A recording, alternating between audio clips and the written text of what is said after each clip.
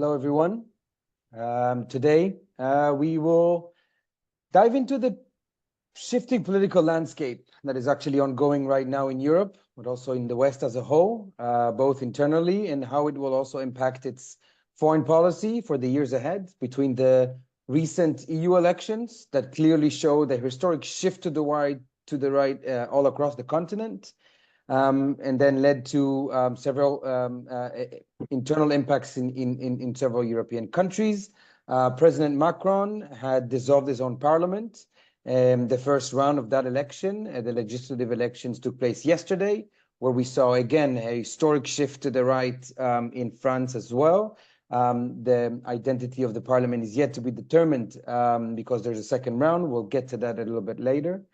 This week, we also have an election in the UK that will show, according to the polls, a different shift, but also quite a historic one that will definitely impact both internally, but also the foreign policy of the UK. And of course, for me, it's across the Atlantic, but the upcoming US elections, where we've had the first debate last week that might have changed a little bit the outcome of this election.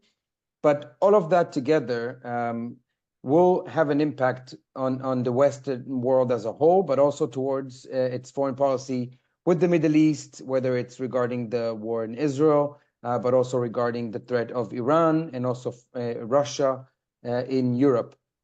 We are here at Elnet to make sure that all of these threats are being handled by closely allied countries that share the same values and the same interests, and will continue to do so.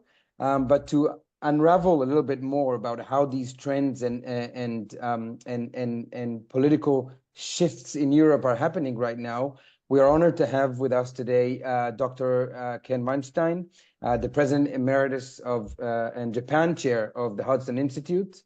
And given his extensive background in international relations and his unique vantage point as an American observer of European politics, and a friend of Elnet as well, it gives you quite of an insight. Will provide fresh insight on all of these dynamics. So if I can just dive right in and ask you my first questions regarding let's start with the EU elections and how that kind of was a historic shift to the right, and how this might impact how the EU is seen both in the US, but also how is it seen as a united bloc as a whole towards its policy in the Middle East? First, Daniel, let me just say how thrilled, honored I am to be here with the Friends of Elnet. It's an extraordinary organization. I've been involved in some way since it really was first started by Larry Hochberg, who's stepping down as chair, and Newt Becker. And I've also had the honor of serving on the Elnet France board for some time, and very proud of all that Elnet France has achieved. So it's really a pleasure to be here. Look, on the surface, I think the EU elections, in some sense, there was on the one hand, the sort of the governing coalition in Brussels is really not going to change. The governing coalition is going to continue to be some kind of a coalition between the center-right party, the European People's Party, which is center-right, very pro-Israel throughout,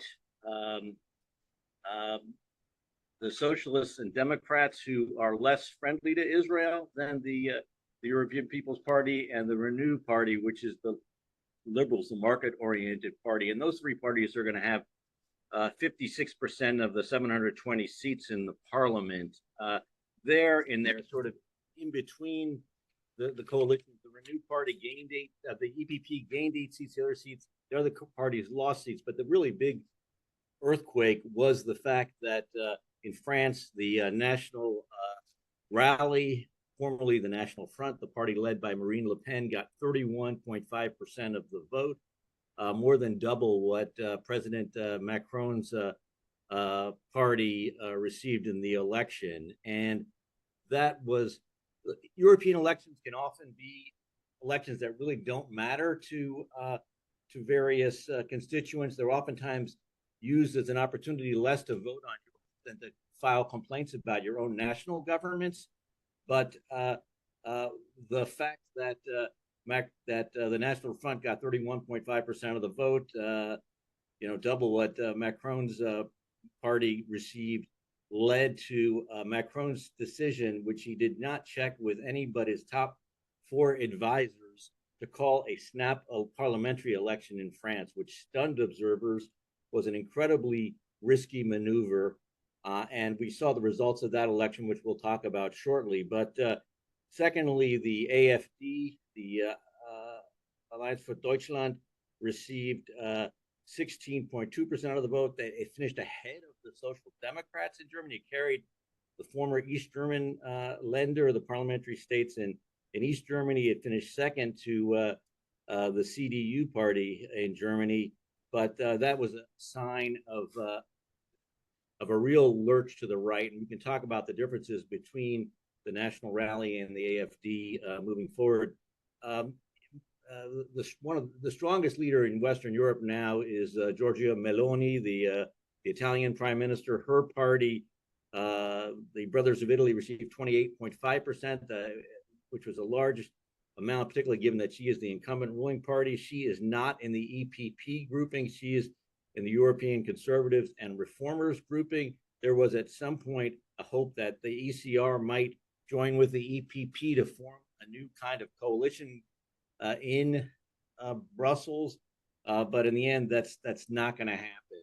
And I think from Israel's standpoint, that would have been a good thing. Meloni is arguably the most important, strongly pro-Israel leader in Europe. Obviously, Karl Nehammer, the prime minister of the chancellor of Austria, is very pro-Israel. The Czech government is very pro-Israel, but Meloni is arguably vocally the most strong leader among the popular leaders of Europe. And so in terms of what we're seeing at the European level, there's already some good news, which is that Josep Borrell, who's been the European High Commissioner, the European Foreign Minister, he is going to be out. He is Spanish socialist, horrible on Israel, horrible on the United States. And he is being replaced by Kaja Kallas, who is the Prime Minister of Estonia. She is in the liberal, the free market-oriented group, but she is a pro-Israel person and has tweeted a decent amount about Israel and comes from Eastern Europe, where the sentiment, with the exception of Slovakia, tends to be more pro-Israel, understands the need for national resolve in the face of threat externally because of what they face with regard to Russia. Well, that's a great overview. So before I dive into a specific country, I just want to, I don't know if you've seen, there was that picture of the G7 where they put the rating of each president above their head, and they saw that all of the G7 leaders were down mostly. I think the exception was Meloni, where she wasn't too much behind her colleagues. But in that sense, and with the kind of overview you just given about the AfD being so upfront in Germany and the National Rally in France, are we going to see in the next few years a complete change in European politics towards this kind of parties and this kind of governments? I think it's hard to tell. I think that we're starting to see the beginnings of a shift. And some of it's funny because in the UK, we're seeing a shift where Brexit has not been going well for the UK. And so the Conservatives, who were the champions of Brexit, said they would get it done. They are paying the price for it.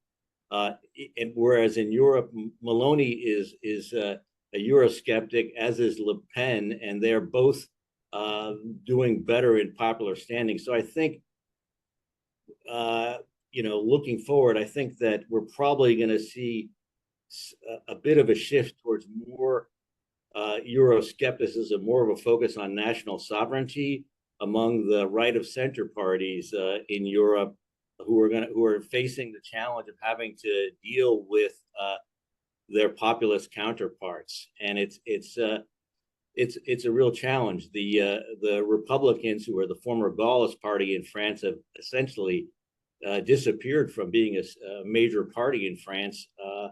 Their number of seats in parliament dropped significantly in the last election, likely to drop even further. There's kind of a civil war going on as to whether the party should deal with Le Pen or not. But it's interesting. The last time that they did well was when candidate Sarkozy took a lot of the rhetoric from the National Front and used it in his campaign. So I think we're going to end up seeing more of a shift in that direction in Europe going forward, in sort of the Maloney direction would be my gut instinct on the right. The left is facing something very different. The left is becoming, and I saw this. I've been in Europe twice in the last 6 weeks. I was in I was in Budapest, Vienna, and London, Oslo, and Berlin. And what you see is the left-wing governments are increasingly aligned with Islamists, with growing Muslim populations who vote largely on what they perceive as Muslim issues, and so it's pushing the left and the right further apart at this point, and we're seeing it in France as well. So speaking about France, we've seen that the European elections campaign, in comparison to the legislative campaign, the left in France, their campaign was mainly oriented towards the Israeli-Palestinian question. So is the left now going to be separated? Is this going to be the main issue now? Either it's going to be local immigration and these issues, and then the right will be Eurosceptic, and then we'll just lose the center right and center left and just have two extremes. Because if I push this a little bit forward, the results that we've seen yesterday into the National Assembly showed two major extremes, and the left and the center dropping in its popularity. Yeah, no, look, I think we're definitely seeing that. I think it's first the results yesterday. We saw the National Front got 33%. The National Rally, I'm sorry, it's the Rassemblement National, not the National Front. That's the renamed party. And we can talk about the transformation of the party under Marine Le Pen. Got 33% of the vote. The so-called New Popular Front, which really consists of the France Insoumise, France Unbowed, which is led by a former Marxist, Jean-Luc Mélenchon, who is has joined with the most radical anti-Semites in France, and his essentially running mate. He had sort of stood with two running mates yesterday when he was making his announcements on the results of the election. One is Rima Hassan, who is a Franco-Palestinian who is under judicial process for things she said that are defamatory after October 7th. She's vocally pro-Hamas, as is Mélenchon. And their partner in crime is none other than André Glucksmann, a Jew, who is the son of one of the nouveau philosophes, noted philosopher who moved from the left to the center in the aftermath of Solzhenitsyn's books being published in French in the 70s, and so it's a disturbing moment. But he has decided that to partner with Mélenchon and the Islamists to keep the National Rally out of office, and it's a disturbing pattern. And he represents the old Socialist Party. And his party did decently well in the European elections, but it's very disturbing to see this. And we've had other French Jewish intellectuals be very clear that you've had Alain Finkielkraut, who's another one of these nouveau philosophe types, who said that he'd vote for the National Front or the National Rally against France Unbowed, and similarly. Klarsfeld. Yeah, Klarsfeld, the noted Nazi hunter, said the same thing. And honestly, personally, I would do the same. The National Front is the National Rally has Marine Le Pen has made it her job to expel anti-Semites from the ranks of the party. She has taken major steps in that direction. She has been a staunch defender of Israel. Now, we in the French Elnet board haven't decided what we're going to do electorally yet with regard to the National Front. But I speak in my own personal capacity. If I was, there's no choice. You're either voting for Islamists who are trying to bring some kinds of forms of Sharia into France, whose main focus is on issues of Islam. That's really what that party has become. It's what they call Islamo-gauchisme, left-wing Islamist alliance. And it's you look at the numbers of Muslims who voted for that party. There are 12 million Muslims in France. Of those who can vote, well, I think 72% say they vote on Muslim issues primarily, and they voted overwhelmingly for that party. And there, you see these people wearing the keffiyeh. You see, they had a rally last night at I think it was at the Bastille, and the Palestinian flags were everywhere. You did not see French flags. And it's a real shift on what the left in France stands for. It seems no longer to be a part of what was called the Republican consensus, where your belief Fight was against the extremes. Fight against the extremes, and also fight for laïcité, for secularism as well. So if I understand you correctly, you're saying that there's a bloc on the left that is united several different people just to be against the Rassemblement National. But then, so what is your take about what's going to happen next week? Because if they're all united against the far right, but the far right is one big party that, as you know, is a big movement, and Macron in the middle is trying to mingle between both in order to stay, I would say, either relevant or still in power after this election. Will the far right get the majority?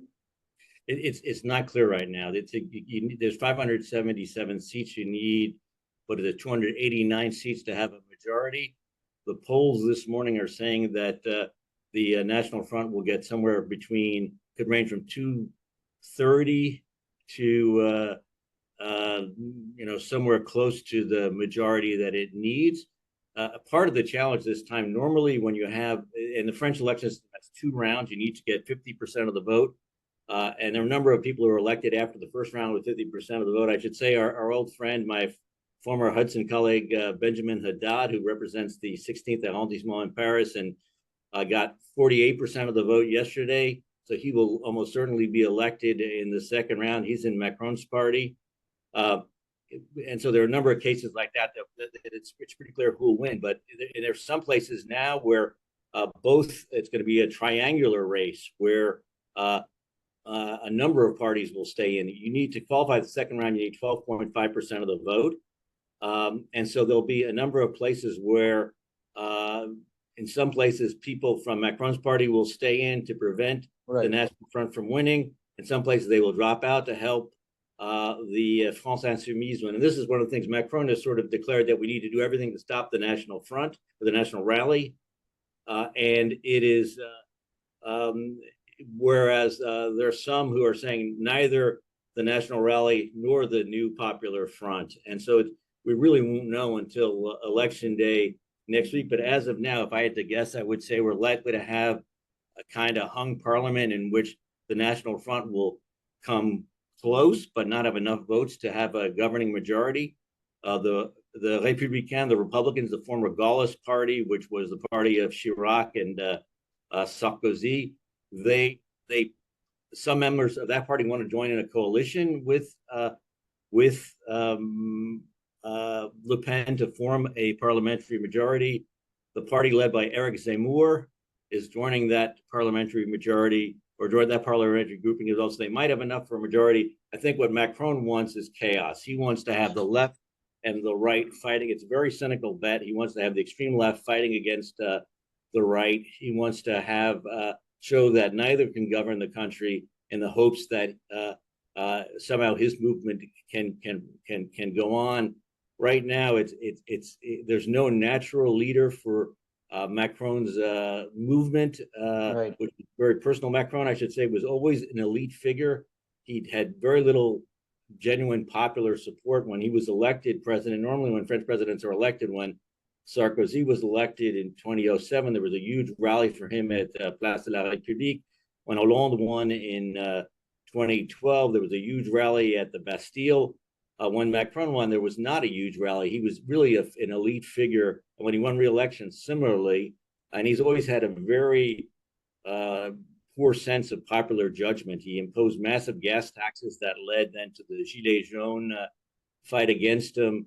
He's always had a kind of technocratic arrogance that doesn't suit politicians well. And so there's some talk that Edouard Philippe, who is prime minister under Macron, who's the mayor of Le Havre, a city in Normandy, wants to run. He's excellent on Israel, would be a terrific president if he were able to get elected, and he would run on sort of a no left, no right platform. But it's not, and he has been critical of Macron's decision to call a snap election. So it's unclear what way this goes, but I think Macron wants chaos. He probably will get it, but he has destroyed his own political legacy in doing this. It's similar to what happened in the UK with the decision, to have the Brexit vote, which destroyed David Cameron's legacy. If I jump on that and then move to the UK and sort of try to compare, let's say, political trends, although I'm sure both the Brits and the French will hate that I'm trying to compare them to each other, but the right, the Conservatives in the UK has led to Brexit. There were Euroskeptics. They won the majority. They've been ruling for several years now. They've made that decision. This, as you mentioned, was a failure in their political legacy, and obviously now in the polls they're not doing too well in light of the election that is upcoming, which is going to lead most likely to one of the largest Labour governments or Labour majority in the UK in recent years. Is the UK basically a few years ahead of countries like such as France or Germany or Italy, where the far right is growing, suggesting another policy, and then we're going to see something similar where it won't be as a success, and then see the left rise and go in that direction? Or is it that comparison completely out? Yeah, look, I don't see the comparison. I've got to say, I think where I see things, I think first of all, like the results in France yesterday, there was a huge turnout, 69%, which has been unheard of in decades. And whereas in the UK, it's going to be one of the lowest turnouts ever. Kier Starmer has transformed the Labour Party. He took it out of the hands of Jeremy Corbyn and has purged many, but not all, of the anti-Semites. He is someone.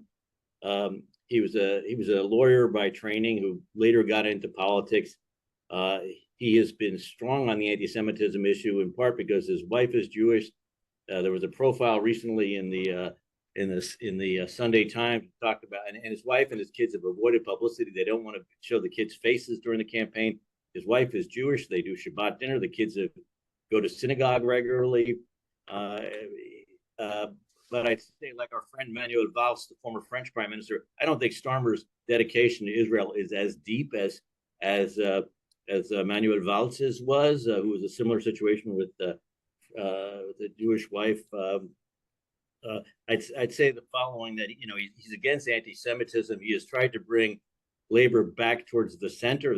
That is working, but sorry, my computer is acting up here. That's working, but okay. Sorry, you lost me here. Hold on. Yeah. Okay, there I am. I'm back. We can hear you. Yeah. Oh God, hold on. Okay, there I am. I'm sorry. I have a timer on my office video that just drives me crazy. And oh God. Okay. Okay, there I am. Okay, is that better? Yes, it's all good. Sorry, apologize. I didn't think it was going to go off. I should have realized it. It's one of those things you got to keep moving, unless I'm sitting here in my chair. Bottom line, I apologize. So I think Starmer is going to have probably one of the largest majorities of all times as a head of Labor. He's got a 22-point lead over the Tories. The Tories, under Rishi Sunak's leadership, have really done poorly in convincing the public there's a need for them to continue remaining in government. And the Tories are barely ahead of Nigel Farage, the Eurosceptic, whose new party of reform is climbing up in the polls to 17%. It's just 3 points behind the Tories at this stage. I mean, people tend to make tactical voting decisions as they go into the booth, so it may not stand that way depending on whose chances of winning what riding are there. But I think what we're going to have is a large labor majority, and I think there'll be a very big temptation for labor to move to the left because it has this big majority. I'm not convinced that we yet are going to see the discipline that that a Tony Blair would have exercised. Tony Blair had a much more comprehensive program. Starmer seems to be more running on his own leadership. I've met with the shadow foreign secretary, David Lammy, a couple of times. He's being advised by Ben Judah, who's a friend of former Hudson colleague. I am not convinced that that their stance on Israel will be as good as Blair's was for a variety of reasons. It's also demographic changes in the UK which affect voting patterns, which are more significant since then. But I've got to say, I don't see. I don't quite see what's happening. There's going to need to be a real reason to rebuild the Conservative Party and a big personality to take it over. Ever since Boris Johnson left, there doesn't seem to be anybody who had the political skills to pull together the kind of big coalition that Johnson did. So you've mentioned the foreign policy and like the towards Israel. So if we dive into this, both in the comparison to the EU elections where Joseph Borrell, as you mentioned, is gone now, and we have somebody somewhat more friendly. But on the other hand, in France, let's say that the National Rally gets the premiership and Le Pen's candidate Bardella becomes prime minister. You've suggested that we should, cooperate and work together, but it's a party with roots that we all are aware of anti-Semitism. And on the other hand, you're saying that the Labour Party then in the UK also towards Israel won't be as good as it might have been in the past. Where do we put all of this? Where's the shift for Israel? Is it let's put it this way, is it good for the Jews or is it not? Boy, it's hard to tell. Look, I think what's bad for the Jews is the rise of France Insoumise, the France Unbowed party. That is really bad news. If that party becomes the dominant left-wing party and manages to work in a coalition, and we saw the very disturbing picture of our old friend François Hollande, the former French president, running for the National Assembly in Corrèze, in south of France, and he was an embarrassing thing because he showed up without his driver's license, so he couldn't vote, or his national identity cards. They had to go back home and get it, but he was running with the France Insoumise on a unity ticket, and it's very disturbing because he was a friend of Israel and was a friend of the United States. And so the more people that credential that Mélenchon and his party, the worse that we are. I think in the UK, if we can make progress so that there is a Labour Party that is not anti-Semitic, that is willing at times to take the stand for Israel, that's good thing. But the Conservatives have generally been much stronger on Israel throughout their tenure, and I think we're sort of seeing a moment now in Europe where the parties on the right are stronger in general by far than those on the left are. And it's probably this demographic issue that they're facing.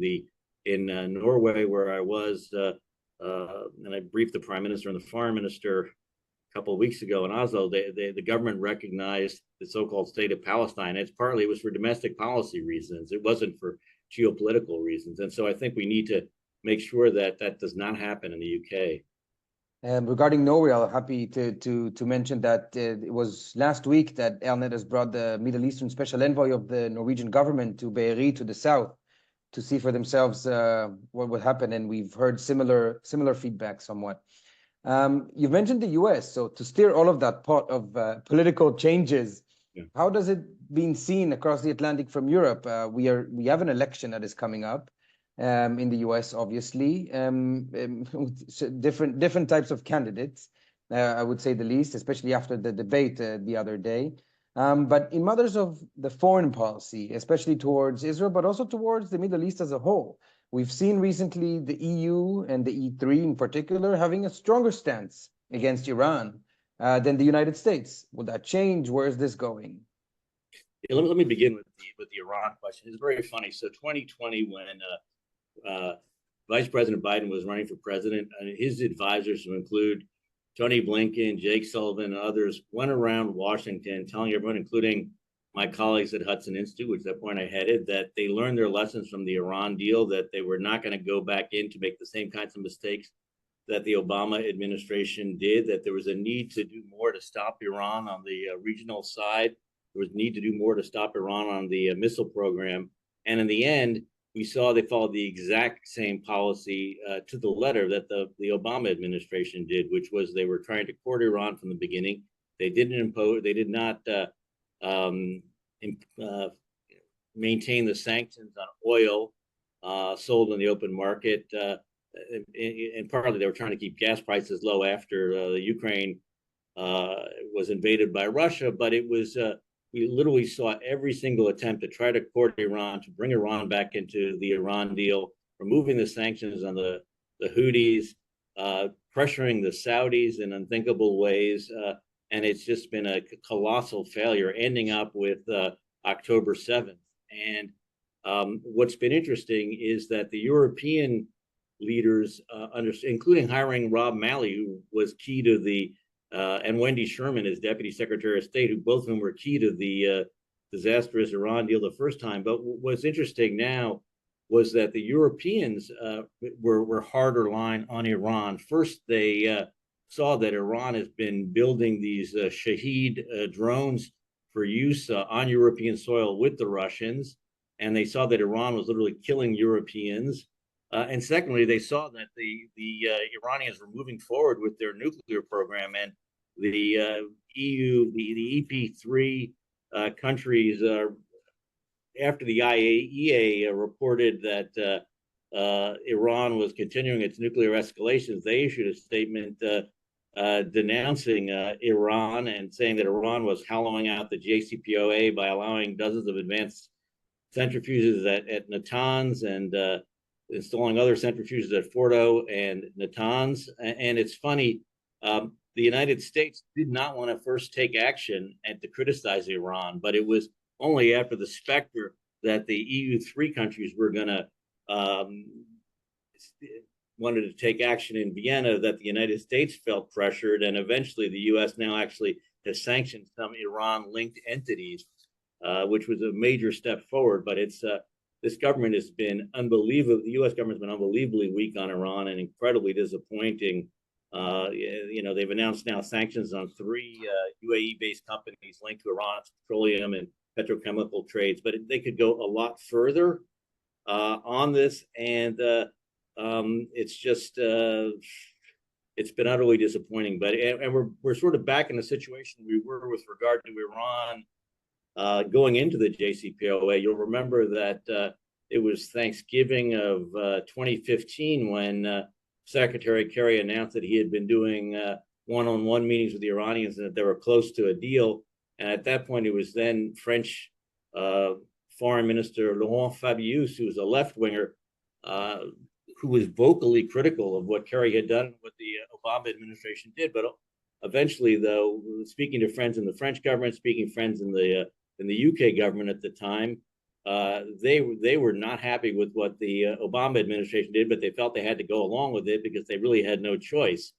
The Germans liked what Obama had done, but that was Chancellor Merkel, who fortunately is long gone. So, so that's there. About the U.S. elections, I'm sorry. Go ahead.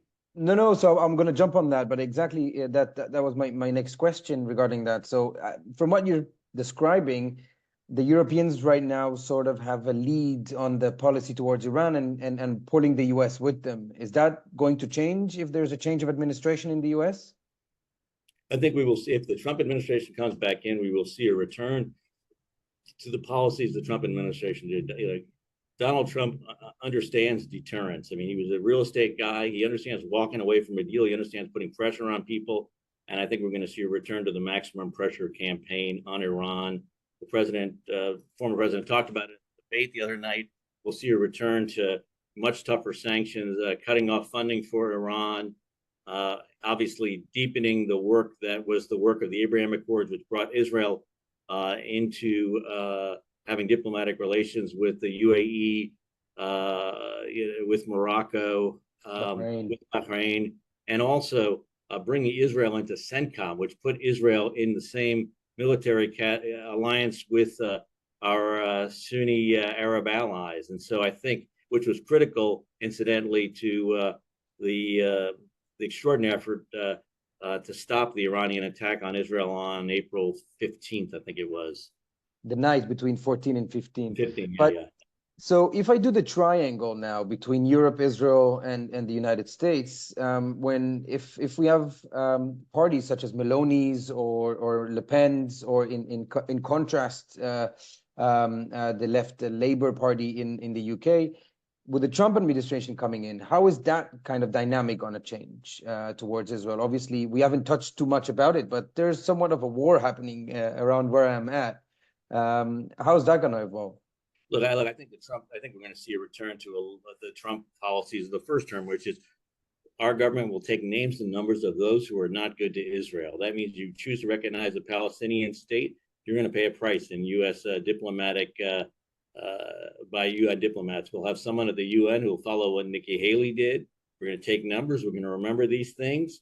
I think President Trump will have an excellent relationship with Prime Minister Meloni. I think she is likely to play the role that the late Shinzo Abe did for the president, sort of his closest interlocutor on the world stage. She's a conservative populist. She has strong support at home. She's a nationalist. But she's also not what people made her out to be. They said, oh, Mussolini's granddaughter's coming in. She's going to be soft on Russia, soft on China. She's been quite strong on both, much tougher than Chancellor Scholz in Germany, for instance. And so I think we'll see a reinforcement of this pro-Israel access with the Austrians, the Czechs, and others being incentivized by the United States to take tough stands against Hamas, against Iran, as opposed to what we've seen in the last few years from the Biden team. Before I ask you my next question, I would like to remind the audience that if they want to ask you a question, they can do so through the Q&A, and we'll get to them shortly. Do you think, so the last time Trump was about to be elected, or popular in the polls, I believe Europe has somewhat a sense of denial. They were not ready for such a president to come, and now it might be round 2.0. Do you think Europe, after all of these political changes, all the elections coming up, do you think Europe's ready? Yeah, I think they will be. Look, I think the Europeans have been very active in reaching out to Trump world. They're not, they've learned not to trust the conventional wisdom. Last time around, it was, the major media who said Trump didn't have a chance of being elected, up until the night that he was elected. It was their foreign ministries that told them no chance Trump's going to be elected. This time they understand he can be elected. They're reaching out. And when I take meetings with European officials, and I was at the Shangri-La Dialogue in Singapore in late May, and there I met with, early June, and I met with a number of European defense ministers. And I just said, look, Trump wants ideas, and it is up to Europe to figure out ways that we can enhance the deterrence for Ukraine. He doesn't believe that the Ukraine war is sustainable over many, many years, and that we need to focus on China. So the most important thing Europe can do is to figure out ways to assist Ukraine in fighting off the Russian challenge. And the more that Europe is willing to step up, the happier he'll be. Trump became known as someone who didn't care for alliances. It's simply not true. He revitalized the Quad in Asia. He built an incredibly tight partnership with the Japanese. It was Shinzo Abe's idea of the free and open Indo-Pacific that became the core U.S. Security doctrine. And the first time in U.S. history, we took something from another country and made it the core of what our policy was in the Indo-Pacific, which is our core theater. He obviously worked deeply on the Abraham Accords, worked deeply on CENTCOM. He just did not like Chancellor Merkel, didn't trust her, thought she misled us on Nord Stream, thought she misled us on trade, thought she misled us on her unwillingness to spend on defense. But I think European leaders have gotten the message that they need to think creatively, Trump's an outside the box thinker. He doesn't think like a conventional policy person, but that you can work with him. And that's the message I've been delivering them when I meet with officials. And then in regards to Israel, he said several times that if he was president, the war either wouldn't have happened or will end sooner. Is Israel ready? If let's say there will not be elections here in Israel, we're also going to probably a political storm somewhat in the recent future. But what will be his policy towards Israel then? Will it be pushing for a grand deal that will include then Saudi Arabia in the Abraham Accords and go back to the big I forgot the name of the plan that he proposed for the region for the solution of the conflict? But is this the sort of trend that he's going through? Well, I think it'll be something along those lines. You remember when President Trump came in, he first came in office thinking, okay, we're going to cut a deal with the Palestinians. This is easy. We know what it'll look like. But then he quickly learned that he couldn't trust President Abbas, that he had misled him on incitement in particular. And when the whole discussion over the Taylor Force Act and the role of incitement in Palestinian Authority, both education and in pensions paid to Palestinian terrorists, an issue which we've highlighted at Elnet repeatedly in Europe with some success, came to the fore. He realized he could not trust Abbas, and that you needed to really start to transform what was happening inside the Palestinian Authority. What's happened, and Trump is a deterrent first person. I really do believe that Ukraine wouldn't have been invaded under Trump, and I also believe that there's no way that Hamas would have taken action because Iran was running out of money under the Trump administration because of the maximum pressure campaign. And so I think that this bodes well for Israel. Obviously, the Prime Minister Netanyahu and President Trump have a little bit of a challenging friendship. We'll see where that goes. I suspect that things will be squared away by the time if President Trump is elected.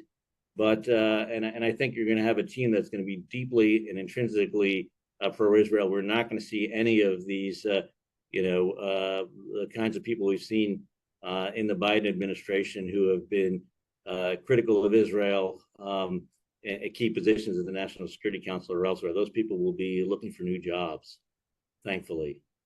Bezrat Hashem. And I'll try to keep the poker face to what you just said, but in matters of Elnet then, because we've been trying to work, to put similar challenges where Europe has the same ones, as you mentioned earlier, between either Russia and Iran, where Iranian drones are in Europe, and Russia is also a threat here in the Middle East, and they've been allies. Where can we come in? And then in spite of all of these kind of challenges where we have political parties that are somewhat biased, and there's going to be a big change if there is in the United States, if Trump comes along, there are already changes in Europe.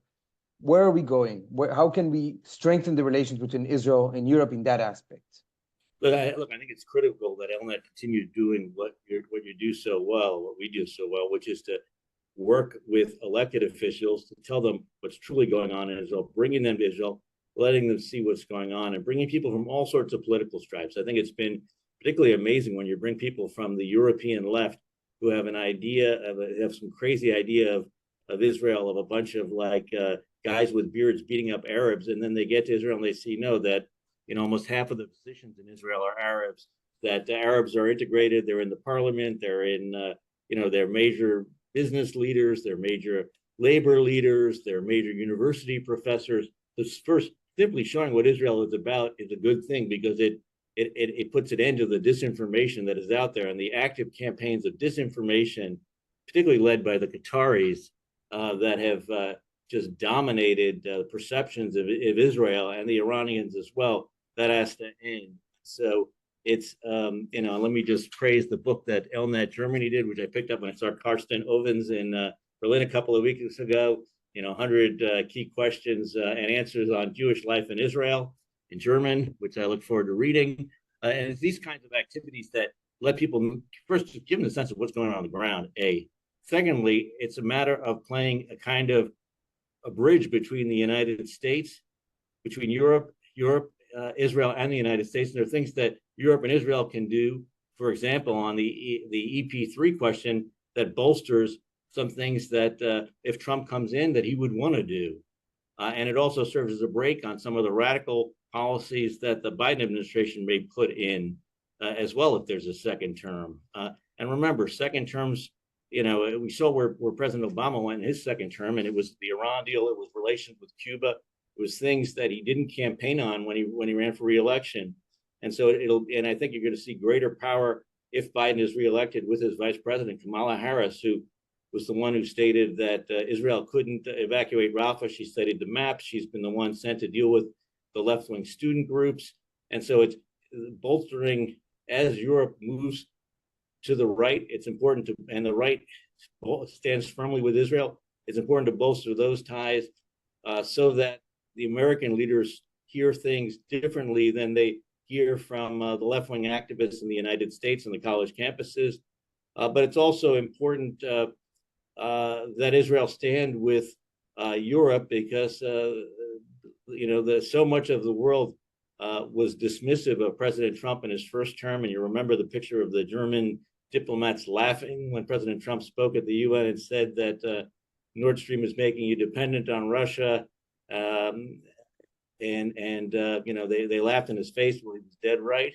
And so much of the conventional wisdom is against him. So the more that we can do to have Europeans say the kinds of things that the American government believes in and stands for, it has independent credibility on the global stage. Noted. Here. If I move again, as we're approaching the end, but more to the east, you've mentioned Qatar, and for me, also on a personal level, it's been a mystery because they're both hosting Hamas leaders that are multimillionaires, billionaires even, and they're also part of the negotiators, but they also host a very large U.S. military base and own quite a few, let's say buildings, entities, football teams in Europe. Where's the pressure on that? Where are they not more on the spot?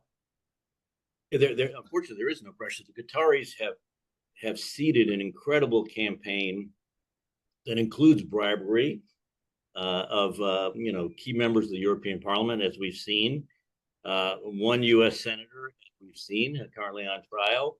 A public affairs team that picked up on the discontent with the Saudis first after 9/11, and then as Mohammed bin Salman brought in reforms to Saudi Arabia around the Khashoggi murder that was played up which was horrible and inexcusable, but was taken by the Qataris as a sign that Saudi Arabia really wasn't reforming, which just isn't true. Saudi Arabia has modernized, it has de-radicalized, women can drive. They've gotten people out of the madrasas, onto the golf courses, into soccer stadiums, into construction, into doing all sorts of things. That's really a role model for the Muslim world, whereas the Qataris have always played this double language. We're pretending to be modern when they're not. And their sovereign wealth fund makes massive investments. You talked about they own Paris Saint-Germain, the big French soccer club. They own UK soccer clubs. They've made major investments and partnerships around the world, including with Jared Kushner and others, in all honesty. And so they've played this game while they have been the main funders of Hamas and the protectors of Hamas. And unfortunately, during the Trump administration, if you remember when the Saudis imposed a blockade on Qatar, at that point, there were a number of people in the Trump administration who argued that we had leverage over the Qataris because of our military bases at Doha.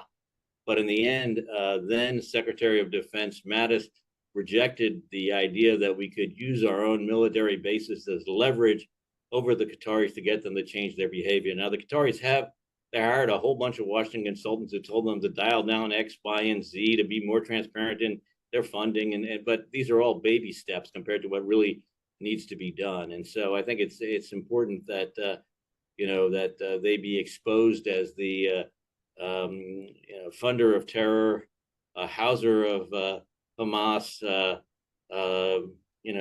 agent of disinformation, dissemblance, and the like. But it's the story is deep and needs to be told. That their role in Germany is deep. Their role in the UK is deep. France, the U.S., it's deep, it's ugly. So against all of these kind of threats that are both underground but also overground publicly, we've seen the night you've mentioned, the 14th of April, where Iran attacked Israel for the first time directly. We've seen European countries, but also Arab countries such as Jordan, Saudi Arabia, also UAE, apparently, they've allied together. So these sort of new alliances, do you see something similar continuing while there's this political changes in Europe, but also in potential new Trump administration, where there's the war in Ukraine and such, like you mentioned, Trump doesn't like it and wouldn't continue such a military effort. So are we going to see new alliances, either Middle Eastern one? Some people suggested at some point that there's going to be a NATO, a mini one of the Abraham Accords. Where's this or potentially going? Yeah, look, I think we're going to see deepened defense involvement in the Middle East. I think that the Middle Eastern nations have gotten a message that they don't. On the one hand, they understand that America is sort of is stepping back from the major global responsibilities that it's had because we need to focus on the Indo-Pacific, and that there is a kind of war weariness. I think it's probably somewhat exaggerated, but it does definitely exist in the American public. And so they have learned they need to do more for themselves, and that Israel, the Saudis, the UAE are the models for doing that.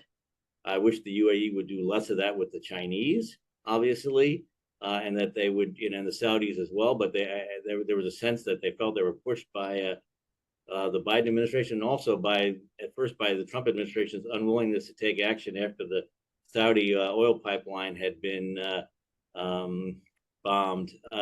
So there's a sense that people need to take action more on their own rights. They need to increase their own defense spending. They need to take care of each other. I think it's very important that we send the signal that no partnerships with Qatar, no partnerships with Iran. Unfortunately, the Biden administration raised Qatar in the quest for natural gas after the Ukraine war broke out to the position of major non-NATO ally, which was a mistake of supreme proportions, I believe, before October 7th, and I'm hoping that'll be undone. I don't quite know that it means all that much at the end of the day, but so I think that the Middle East needs to understand that it needs to take care of itself more, and the Europeans also are getting the message they really do need to step up on defense, and that they need to deepen their defense partnerships. And it was kind of ironic that President Macron barred Israel from the Euroskepticism defense show when it was actually the French, the French president's version of Air Force One is protected by Israeli equipment made by Elbit from terrorist attacks. And so, we've got to do more to make sure stuff like that does not happen. And you would have seen, former Secretary of State Mike Pompeo was very critical of Macron for doing that. Certainly, if the Trump administration had been in power, you would have heard very loud things about France, discouraging France from doing that very publicly and very vocally. And to finish on that, on a more positive note, we've seen exactly as you mentioned, the numbers of the defense experts of Israel towards Europe have grown massively compared to last year. And also we've seen European MPs in a recent poll that Elnet did in the Israel survey that there was a 26-point increase of European MPs' desire to increase defense cooperation with Israel. So these new alliances are potentially coming to force, and at Elnet we've seen it first. To close, I'd like to turn to Mark Sachs, our director in Southeast. Please. Thank you, Daniel. And Ken and Daniel, thank you for a really interesting and informative discussion. Europe is indeed going through monumental shifts right now. And as Ken, as you suggested, there is no certainty about where these shifts are going to lead. There is one thing, however, that I think we can all be certain about, and that these changes present significant opportunities for Elnet. And if we just look at the EU Parliament, there are 720 members of the EU Parliament as of 2024. Following this year's election, roughly 400 will be new. And with a shift to the right, there are more potential allies than ever before. who can help broaden and deepen the Israel-Europe relationship. That's a huge opportunity for Elnet. Elnet has been building and preparing for this moment and has emerged as the most influential and impactful pro-Israel organization throughout Europe. There is one thing now we need above all, and that is resources. Taking hundreds of parliamentarians to Israel is costly. Holding strategic dialogues and other programming that facilitates relationship building between these new parliamentarians and their Israeli counterparts is costly. So to capitalize on this opportunity, we need your support. If you have fulfilled your commitment for 2024, thank you. Thank you very much. We couldn't do this without your support. Now, who else do you know who could be supporting our efforts? If you've not yet committed for 2024, please do so today so we can start planning for tomorrow. The simple fact is that the more that we have in our coffers, the more confidently we can plan for the balance of 2024 and beyond. Thank you again. We couldn't do any of this without all of your support. Now with that, I'd like to turn it over to Elnet Chair, Tom Flesch.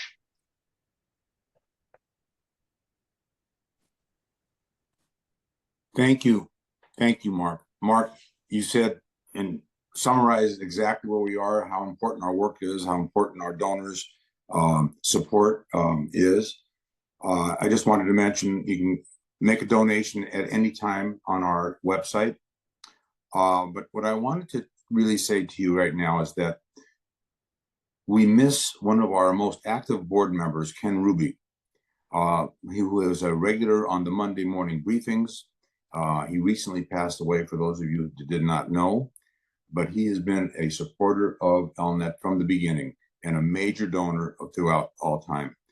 And people should be aware that, and I'm going to ask Larry to describe it further, but Larry has brought forth an effort to create in our legacy fund a special part dedicated to the memory and the legacy of Ken Ruby.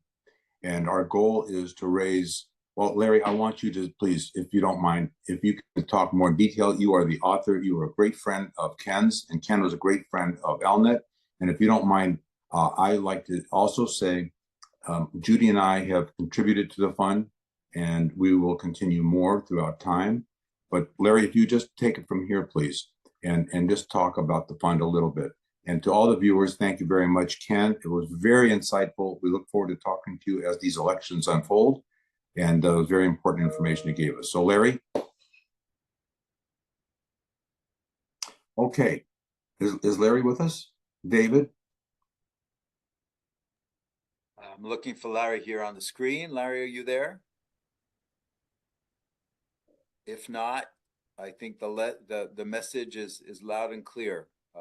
We have an annual campaign. It's critical for Elnet to plan ahead, as you've heard from Mark, and you're now hearing about this new program, which is our legacy process that will be in the memory of Ken Ruby, who was a great leader for Elnet, a great leader for the Jewish community, certainly on the West Coast. He's very well known in the LA community. So with that, you see the importance of. I think you there have. You are, Larry. Okay. Go ahead. Very briefly, we want to make sure that in years when the annual campaign is so-so, that there's money for us to do what needs to be done. The balance currently in the Legacy Fund is over $2 million. And we need to maximize our work. We're going to be doing more every year, as Ken really described so well. So it's really for those who have legacy intentions, who want to make sure that we can do what we need to do going forward. So that's the short version.